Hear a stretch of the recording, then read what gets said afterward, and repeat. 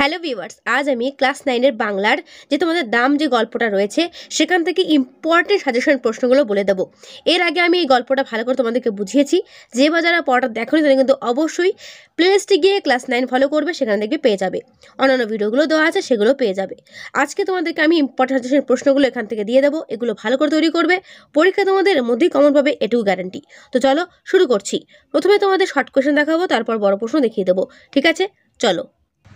প্রথম প্রশ্ন, স্কুলে বিভীষিকা কে ছিলেন? তো উত্তর কি? নারায়ণ গঙ্গোপাধ্যায়ের দাম ছোট গল্পে কথক সুকুমারের স্কুলের অঙ্কের মাস্টারমশাই ছিলেন তাদের কাছে বিভীষিকা স্বরূপ। বোঝা গেল? এইভাবে কিন্তু গুছিয়ে তোমরা উত্তর লিখবে। এর পরের প্রশ্ন, মাস্টারমশাই অঙ্ককে কেমন করে সাজিয়ে দিতেন? দেখো উত্তর, নারায়ণ গঙ্গোপাধ্যায়ের দাম ছোট গল্পে মাস্টারমশাই অঙ্ক কষে ছবির মতো করে ব্ল্যাকবোর্ডে সাজিয়ে দিতেন। তারপরে প্রশ্ন, কিন্তু কাঁদবার জো ছিল না। কেন কাঁদবার জো ছিল না? দেখো, অঙ্কের মাস্টারমশাইয়ের হাতে চড় খেয়েও কান্নার উপায় ছিল না, কারণ তাহলে তিনি আরও বকতেন এবং পা ধরে স্কুলের পুকুরে ছুঁড়ে ফেলার হুমকি দিতেন। বোঝা গেল?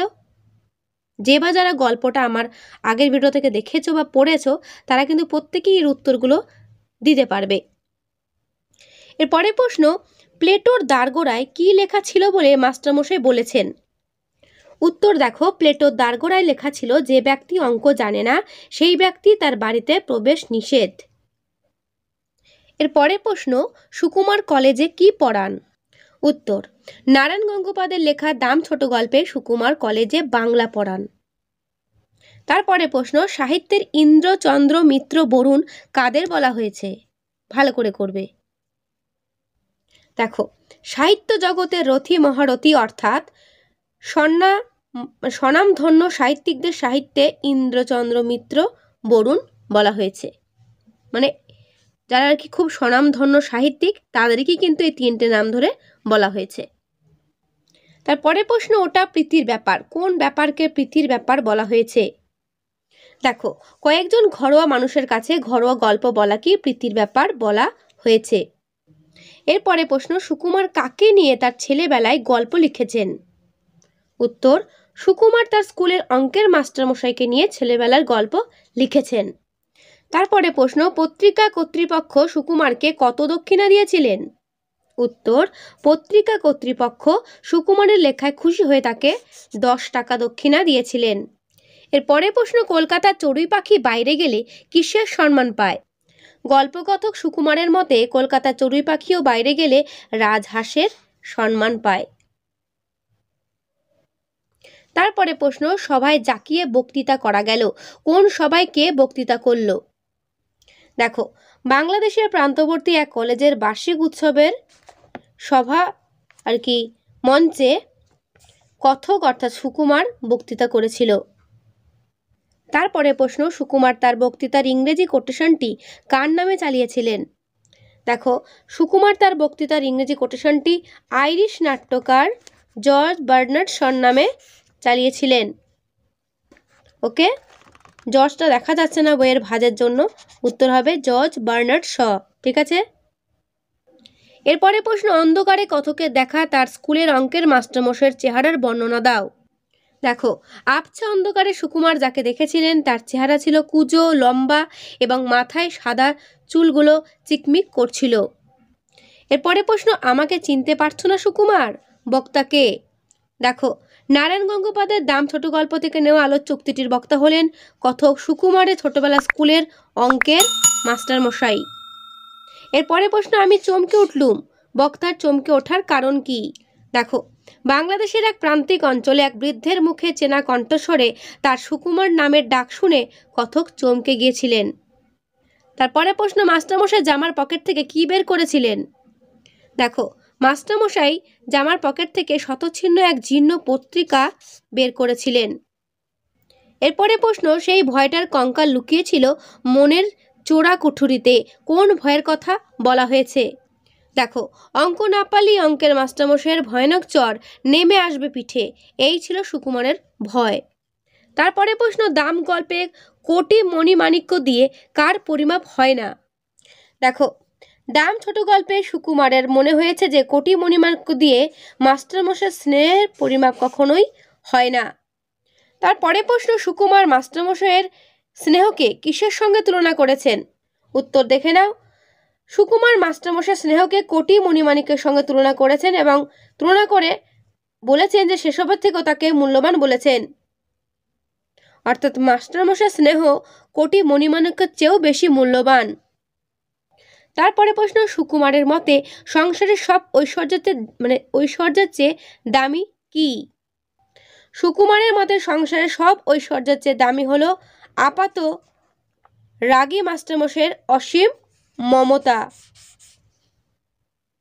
তারপরে প্রশ্ন, দাম গল্পে কুবেরের ভাণ্ডারকে ধরে দিয়েও কি লাভ করা যায় না? দেখো, সুকুমারের মতে কুবেরের ভাণ্ডারের বিনিময়েও মাস্টারমশাইয়ের উদারমনের অনায়াস ক্ষমা লাভ করা যায় না, তা অমূল্য। এর পরের প্রশ্ন, সুকুমার 10 টাকায় কি বিক্রি করেছিলেন? দেখো, মাস্টারমশাইকে নিয়ে বাল্যস্মৃতি লিখে সুকুমার 10 টাকা পেয়েছিলেন। পরে তার মনে হয়েছিল ওই টাকায় তিনি যেন মাস্টারমশাইকেই বিক্রি করেছেন। এর পরের প্রশ্ন, এই লজ্জা আমি কোথায় রাখবো? কোন লজ্জার কথা এখানে বলা হয়েছে? এর পরের প্রশ্ন, মাস্টারমশাই সমালোচনা করে লিখে 10 টাকা দক্ষিণ উপার্জনের যে কথাটা তিনি লজ্জার কথাই সেটা বলেছেন। অর্থাৎ তিনি যে 10 টাকা দক্ষিণা পেয়েছিলেন সেই দক্ষিণাকে তিনি লজ্জার কথা হিসেবে তুলে ধরেছেন। এই হলো শর্ট প্রশ্ন। এরপর দেখো বড় প্রশ্ন, 3 নম্বরের কি 2 নম্বরের, ঠিক আছে? বেশিরভাগ তোমাদের 3 নম্বরই দেবে। ওকে, স্কুলে কি বিভীষিকায় যে ছিলেন ভদ্রলোক, এখানে কার কথা বলা হয়েছে? তিনি কেন বিভীষিকা ছিলেন? ঠিক আছে, দেখো আলোচ্য উদ্ধৃতাংশে নারায়ণ গঙ্গোপাধ্যায়ের দাম গল্পের কথা সুকুমারের স্কুলের অঙ্কর মাস্টারমশাইয়ের কথা বলা হয়েছে। আর ওনাকে বিভীষিকা বলার কারণ বা মনে হওয়ার কারণটা কি না, অঙ্কে অসাধারণ দক্ষ মাস্টারমশাই যে কোনো অঙ্কই মুহূর্তের সমাধান করে ফেলতেন। তিনি বিশ্বাস করতেন যে অঙ্ক না জানলে জীবন বৃথা। তাই মাস্টারমশাই অত্যন্ত নিষ্ঠাভরে কি করতো, ছাত্রদের অঙ্ক শেখানোর চেষ্টা করতেন। ছাত্ররা অঙ্ক না পারলে ক্রুদ্ধ মাস্টারমশাইয়ের প্রকাণ্ড হাতের প্রচণ্ড চড় তাদের পিঠে নেমে আসতো, কিন্তু কাঁদবার জো ছিল না। এ কারণেই তিনি ছাত্রদের কাছে বিভীষিকা ছিলেন। বোঝা গেল? এরপরে প্রশ্ন, এমন অঘটন কল্পনা করতে পারতেন না, কার কথা বলা হয়েছে? তিনি কোন অঘটন কল্পনা করতে পারতেন না? এর উত্তর তোমরা এখান থেকে দেখে নিও, আমি আর পড়ে শোনাচ্ছি না, তোমরা কিন্তু এখান থেকে পড়ে নিও। ওকে, এরপরে প্রশ্ন, প্লেটোর দোরগোড়ায় কি লেখা ছিল জানিস? প্লেটো কে ছিলেন? বক্তা প্লেটোর দোরগোড়ায় কি লেখার কথা বলেছেন? এই উত্তরটা এখান থেকে দেখে নিও। ঠিক আছে, আমি যে প্রশ্নগুলো বলছি ভালো করে এগুলো খাতায় নোট করে রাখবে, পরীক্ষা দেখবে এর মধ্যেই কমন পেয়ে যাচ্ছ। এরপরে প্রশ্ন, লিখতুম তাকে নিয়েই বক্তা উল্লিখিত ব্যক্তিকে নিয়ে কি লিখেছিলেন, অথবা লিখতুম তাকে নিয়েই বক্তা কাকে নিয়ে কি লিখেছিলেন? অ্যান্সারটা দেখে নাও, অ্যান্সারটা কিন্তু ভালো করে করবে। এরপরে প্রশ্ন, ছবিটা যা ফুটলো তা খুব উজ্জ্বল নয়, এখানে কোন ছবির কথা বলা হয়েছে? ছবিটা উজ্জ্বল নয় কেন? ওকে, এর উত্তরটা তোমরা দেখে নাও। যাদের বই নেই তারা কিন্তু অবশ্যই উত্তরটা নোট করে রেখো খাতাতে। ঠিক আছে, এরপরে প্রশ্ন, এখানকার চড়ুই পাখিও সেখানে রাজহংসের সম্মান পায়, উদ্ধৃতিটির তাৎপর্য ব্যাখ্যা করো। ভালো করে করবে।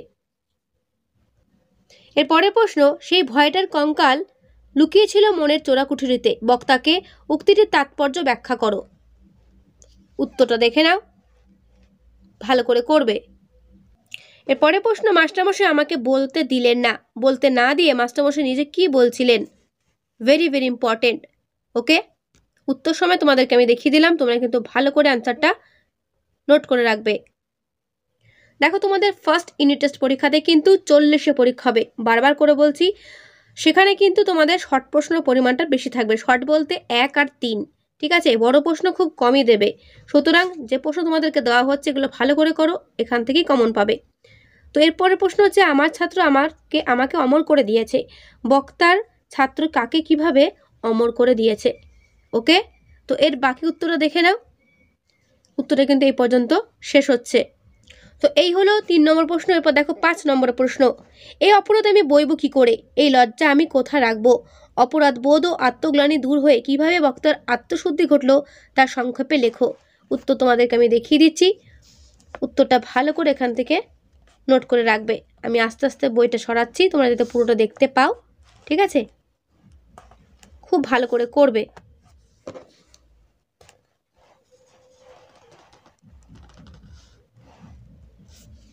বাকি উত্তরটা দেখে নাও। এর উত্তর কিন্তু এই পর্যন্ত শেষ হলো।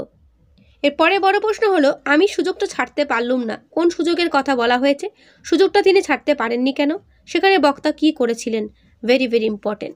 ঠিক আছে, আমি তোমাদের যে কটা প্রশ্ন দেব ভালো করে প্রশ্নগুলো করবে, দেখবে এর মধ্যেই কমন পেয়ে যাচ্ছ। ঠিক আছে, তো এর উত্তরও তোমরা দেখে নাও। এর উত্তরটা কিন্তু এই পর্যন্ত শেষ হলো। এরপরে বড় প্রশ্ন, মনে এলো মাস্টারমশাইয়ের কথা, লিখলুম তাকে নিয়েই। কার কেন মাস্টারমশাইয়ের কথা মনে এলো, তাকে নিয়ে বক্তা কি লিখলেন? দেখো এর বাকি উত্তরটা। এর বাকি উত্তরটা এই ভয় পর্যন্ত, তারপর এই পর্যন্ত বাকি উত্তরটা শেষ হলো। ঠিক আছে, আমি উত্তর তোমাদের কিন্তু দেখিয়ে দিলাম। তো তোমাদের দাম গল্প থেকে এই প্রশ্নগুলো ভালো করে করো, দেখবে এখান থেকেই কমন পাবে। ঠিক আছে, তো সাজেশন প্রশ্ন মোটামুটি আজকে এখানেই আমি দিলাম। কেমন লাগলো ভিডিওটা অবশ্যই আমি কমেন্টে জানাবে। যদি কোনো রকম কোনো প্রশ্ন থাকে সেটা আমাকে জানাতে ভুলো না। আর যদি ভালো লেগে থাকে অবশ্যই যত পারো বন্ধুদেরকে শেয়ার করে দিও, একটা লাইক তো করবেই। তো আজকে এখানেই, দেখা হবে নেক্সট ভিডিওতে। ভালো থেকো সবাই, আর অবশ্যই সবাই মন দিয়ে পড়ো। ঠিক আছে।